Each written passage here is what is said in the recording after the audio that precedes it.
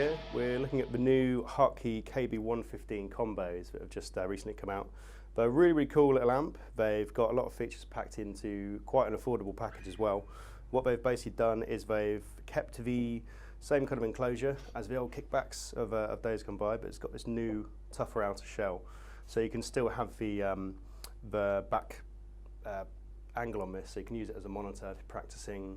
You can have just a little bit more stage sound, and it's rear ported as well. So there's two circular ports on the back, which gives you lots of good bass response. They've updated from the old sort of carpet style to this new sort of Tolex vibe. We've got metal corners. The build quality is very good. It's quite a simple, robust unit. They're coming in about sort of $399 as well, so it's actually like competitively priced to match a lot of other stuff that's going on TC or Mark or Ampeg, that kind of thing. Let's have a look at the controls. They're all fairly simple. So you've got your master volume, it's literally just all the way up. And then what you've got is a 3-band EQ, so that just means you've got the bass, mid, and then treble for separate controls.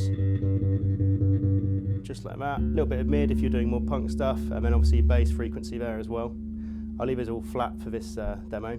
Then what's interesting with this one is you've got a shape function. So when you kick this in, you get quite a different sound. So as you roll it around from about 100 hertz or so, what you'll find is you get this very toppy, kind of bright sound. And as you roll it around, probably about 400 hertz, there's a little sweet spot which acts as like a mid boost. So kind of.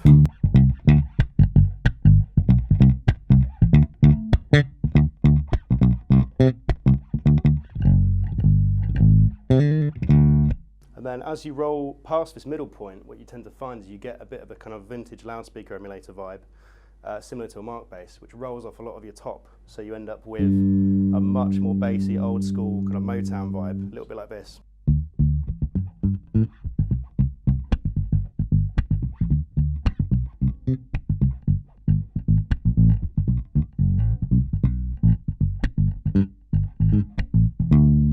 So it's actually quite a simple setup for EQ-wise, but you can get a lot of different dynamic vibes out of it by using the shape control effectively.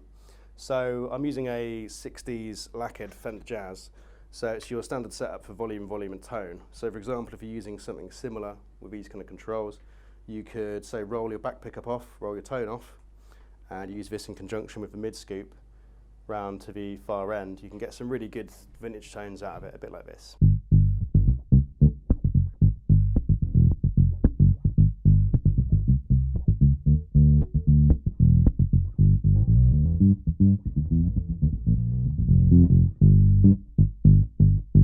To get that really old school kind of vibe. You get the idea. And then as you roll this back round, you'll lose a little bit of that kind of bass boosty vibe, and you'll get to this kind of very popular mid scoop, which is on a lot of stuff like the variable pass filter for Mark bass. There's other little bits and bobs, EQ like a boost function on a Gallien-Kruger. And what you get is this very popular bright top but heavy bottom bass. So you get a lot of kind of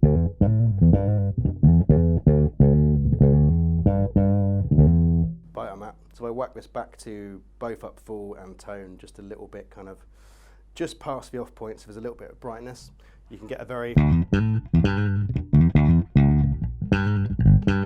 aggressive bite out of something like a Jazz, or if you're using a PJ or a Ibanez, anything that's got that kind of vibe, you can pull out a lot of the top end in it. So if you were to roll the shape back over this way, it gets brighter and brighter and gives you a much more bright kind of ethereal vibe if you're doing a lot of harmonics or doing a kind of tapping sort of vibe.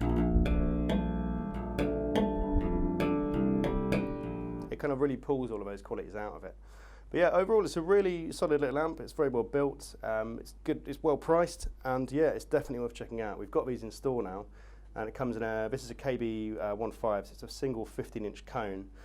And what's good about the cone here is that they've done a similar to the HyDrive, where you have a paper outer but an aluminium inner. So all of your bass response comes from the paper, and the aluminium gives it the brightness without having to actually tweak the cone very much, which is really good. It gives you a nice dynamic range, so you can have lots of bass, lots of treble at the same time, and give you a lot of tonal control, which is nice, without even having to touch the the controls on the bass or the amp. You can do lots of very nice variable things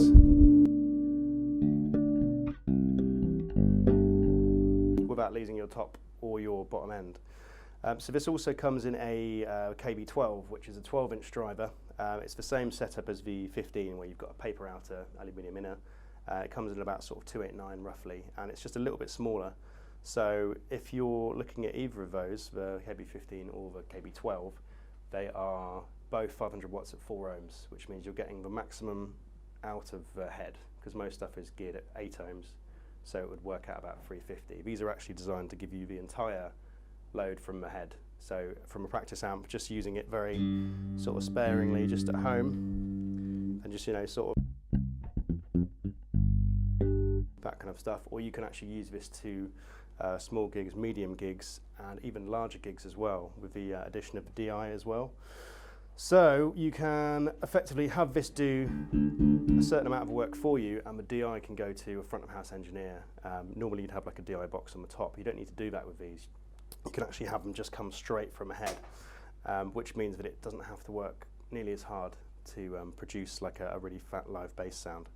So yeah, they're amazingly well equipped, but quite simple as well, it makes them a very good amp as something that's new in the market, which is not, you know, going to be the same cost as a Mark bass or you know, full an Ampeg, but it gives you a lot of like solid options for as a working bass player as well. There is also the option for headphones, which is nice. That just goes into like a quarter jack, so you can practice with it when you don't want to annoy the neighbours or other bandmates. But yeah, they're a wicked amp, and you should definitely come and check them out. We've got the KB15 and the KB112 in store. I have a feeling these are going to be very popular, so just give us a bell to the bass department before you pop down, because I think they're going to be a very, very popular amp. Wicked. Well, thank you for listening, guys. I've been Mike, and now we're going to just do a little bit of a couple of different demos for the amp. Thanks for watching.